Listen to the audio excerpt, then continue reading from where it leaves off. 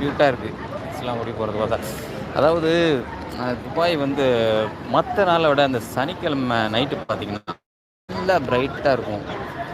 சொல்லவே அதாவது திருவிழா மாதிரி சனிக்கிழமை நைட்டு இங்கே எல்லா சனிக்கிழமை நைட்டும் அண்ட் வெள்ளிக்கிழமை நைட்டு கொஞ்சம் கம்மியாக இருக்கும். பட் சாட்டர்டே நைட் பார்த்தீங்கன்னா சொல்லவே வேண்டாங்க. சும்மா மதுரை தூங்கா நகரம் மாதிரி தேராதுபாய் தூங்கா நகரம்.